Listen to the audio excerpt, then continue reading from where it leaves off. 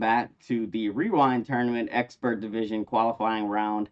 Hole number one. This is option two. This is a send it shot to get to the green or to get close to the green. There are a couple of wind angles you kind of need to pay attention to here. It's going to determine if you need to make any changes or not. Remember that it is a send it shot, so anytime you're sending the ball, there is some risk involved in the shot. You could, catch a weird bounce or a weird wind angle that I didn't see, and you could end up staying short and in the rough here.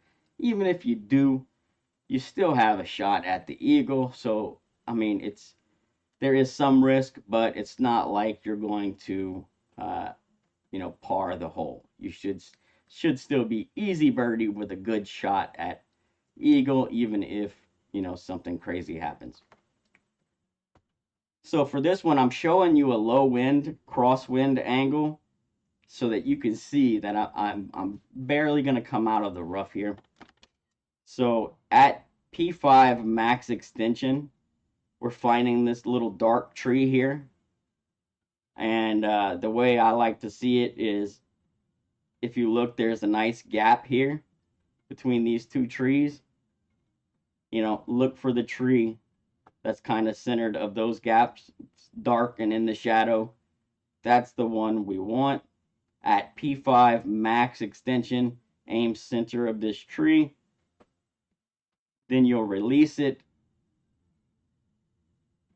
You'll adjust.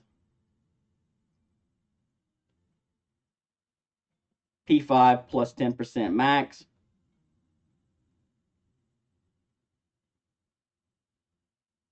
And then push back to max. So wind angles. Basically, I've just divided this into two wind angles. We're either going to have crosswind or we're going to have tailwind. And I know there's a whole shitload of trees here, but there's this tall palm tree right here. That is the one that we're going to use as our dividing line. So if you are left of the tree, this is our crosswind angle. If you are right of the tree, this is our tailwind angle. Now, the only real difference here is if you have low wind, crosswind, you'll need to up your topspin a bit or change the ball to a globe so you get a higher wind if you don't have more topspin to add to this. Because the standard spin set for this one is 6 topspin, 2 right spin. We're going to adjust P5 plus 10% max and then push back to max. It's a full overpower shot using APOC 5 right curl. But you'll see here, I have 10.3 wind, right? And I'm going to stick with the 6 topspin. And I'm barely going to get out the rough. So, I would say winds below 10.5, play it with 7 topspin if you have it. We're using APOC 5 curl, right? So our center line is touching the outside of the triangle, right curl with full overpower.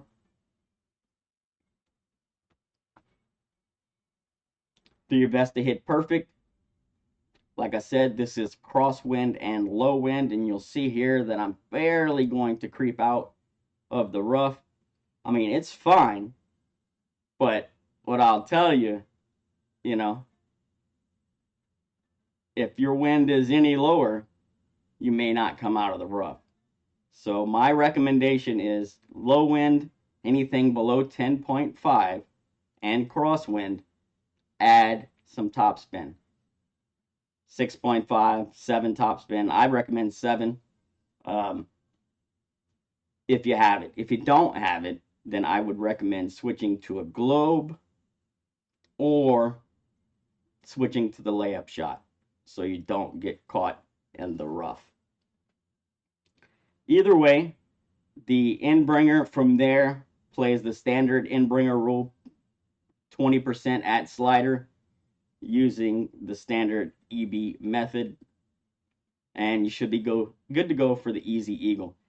One other note, if you have the tailwind angle and you have a high wind, anything above 12.5, then I would recommend reducing the top spin to about 5.5 top spin, or switch back to a Zerk, because max wind strength with a Zerk is 11.9.